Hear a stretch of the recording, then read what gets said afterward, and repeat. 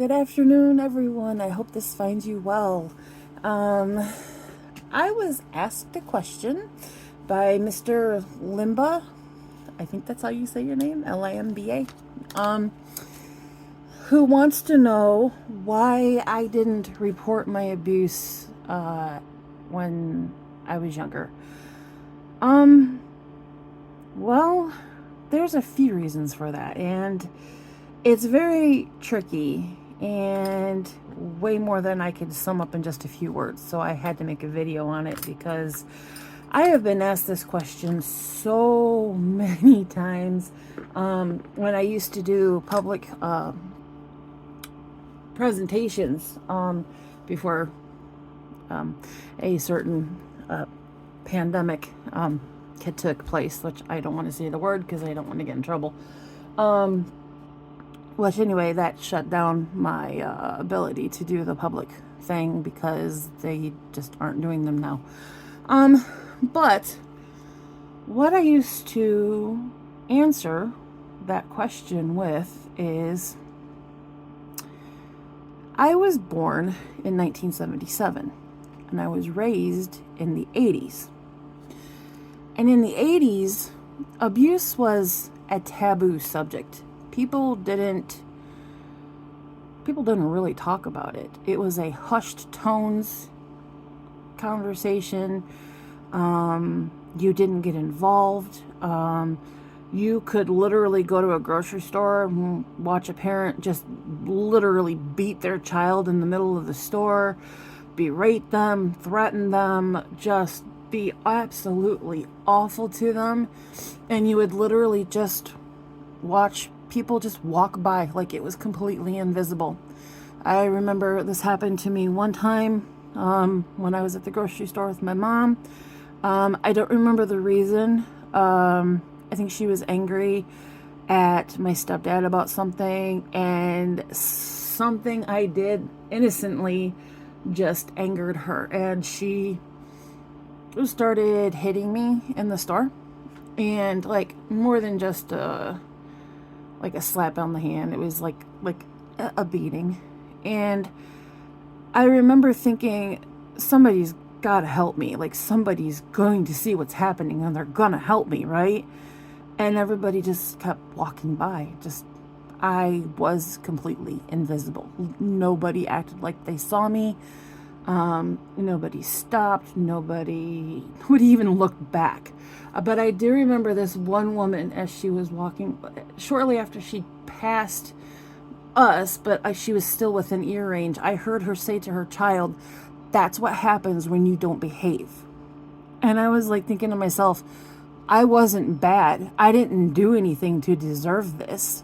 And I'm just like, people don't understand. But anyway, so yeah, it wasn't that I didn't report it, because I actually did. I reported it to a teacher who actually contacted my mother later that evening. She called my mom and said that I had told her some pretty horrific things while I was in school that day, and she wanted to clarify if any of it was true. I don't know what this woman was thinking, but you call the abuser and ask them if they're actually abusing the child. And what you think the abuser is going to say? Well, yes, I abuse her daily. No. My mother actually laughed and she goes, "Oh, you have to understand. My daughter has a wild imagination.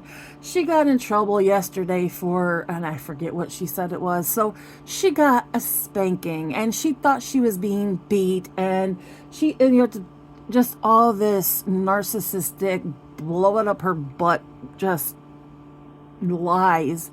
So my teacher believed that I took a spanking and turned it into a beating, even though I was covered in bruises, which a spanking doesn't leave bruises, but whatever.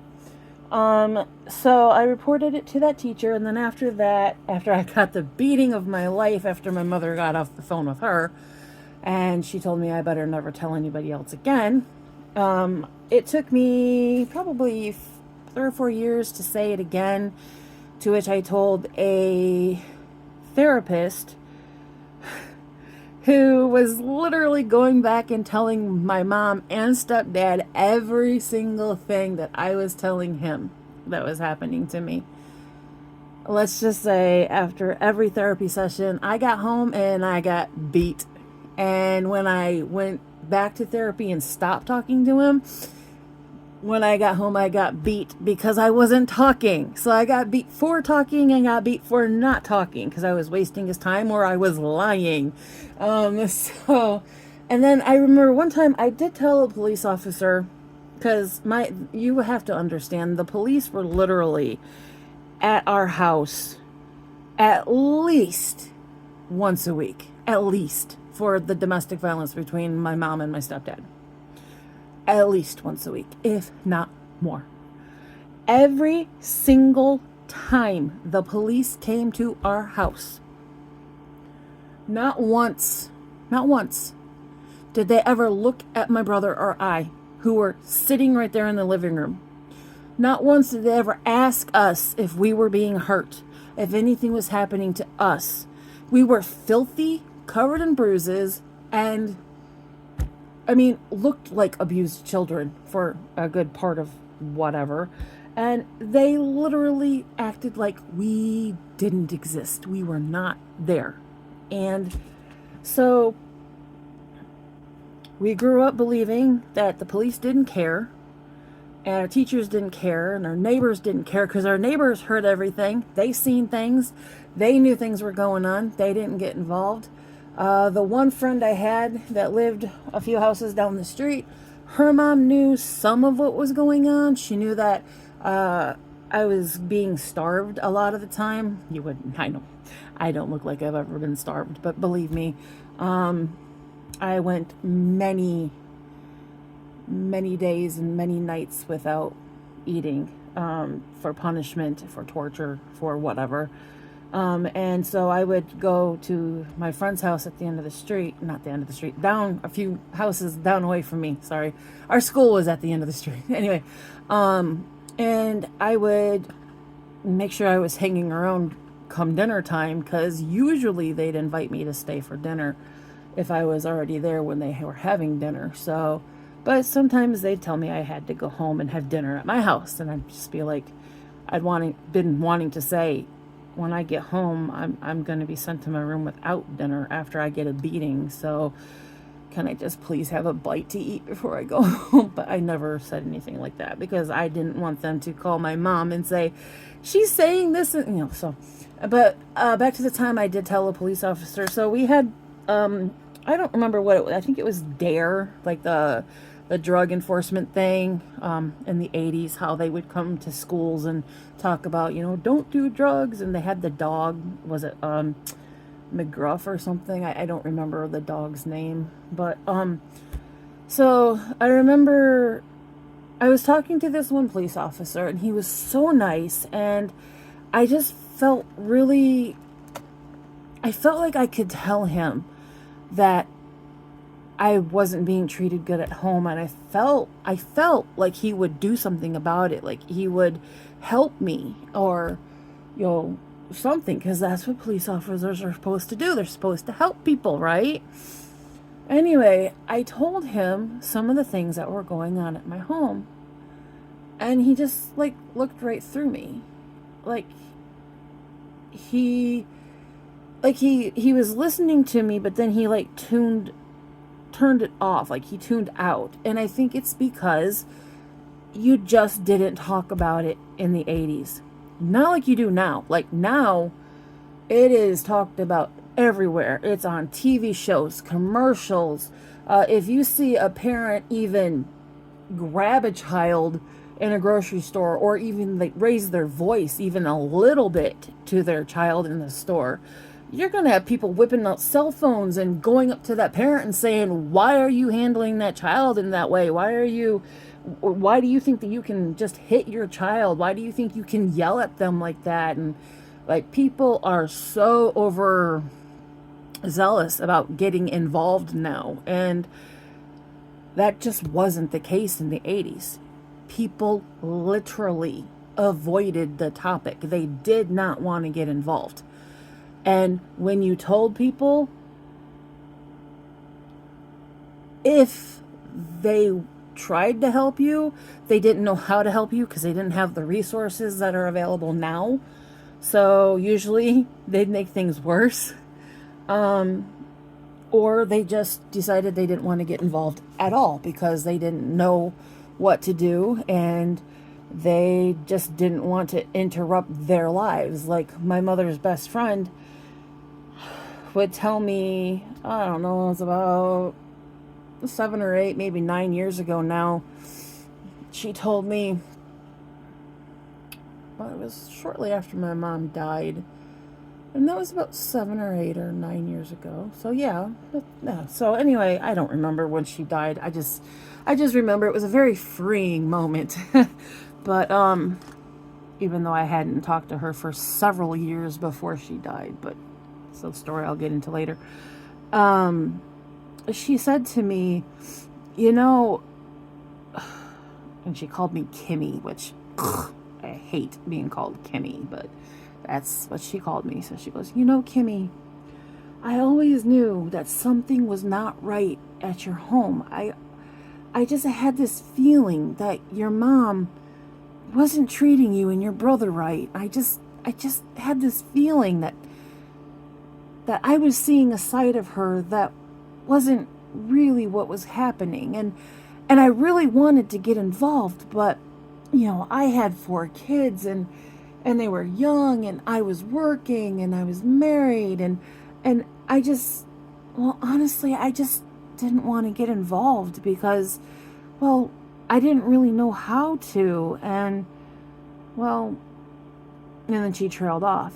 And the whole time my brain is screaming, you knew and you didn't say anything? How long did you know? How long did you keep that secret that my brother and I were being abused? How long did you care or not care and keep this secret so that we kept being abused, weren't getting saved? I mean, like, how long did she know? Because if she would have said something when she knew, she probably would have saved us years of abuse and torture and psychological issues that we both now have as adults, having gone through what we've been through. Like, she literally had the ability to save our lives, and she didn't, because she didn't want to get involved, because she had a family and she didn't want to get involved. I also found out from my aunt probably 5 years ago. She tells me this story about how when I was around 5 or 6, so there were 2 car loads of people. There was like my dad and my mom and some other people in the car behind us, and then I was in the car with my aunt and I don't know who else in the front. Now, I remember, well, I don't remember any of this. She tells me this. Apparently, I'm in the back seat with her, and there's a thunderstorm that comes in. I guess it's a pretty bad thunderstorm. I don't remember. And she said that I started crying hysterically, not just because of the thunderstorm, but I kept screaming over and over and over, it's all my fault. She's going to blame me. I'm going to be in trouble, or I must be in trouble, or something about I caused the thunderstorm, so I'm going to get in trouble, or that I am in trouble, or I'm going to get hit, I'm going to get hurt, whatever. She ended up, I was like so distraught. She literally had to pull me onto her lap and like hold me and rock me. And she said it took pretty much the whole ride to wherever we were going. And then even after we got where we were going, apparently I still wasn't calmed down, and she like had to hold me longer or something. But that doesn't make sense, because if my mom was with us, she wouldn't have put up with that. So maybe it was just for the car ride. I honestly don't remember the details because, again, I was so livid to hear that my aunt was getting firsthand knowledge from the child's mouth that this thunderstorm is my fault because my mom said that all bad things happen because of me. When I am bad, or whenever, for any reason at all, anything bad that happens is my fault. So when this thunderstorm came in, I thought I had caused it and that I was going to get in trouble. And I guess I was saying all of this stuff to my aunt.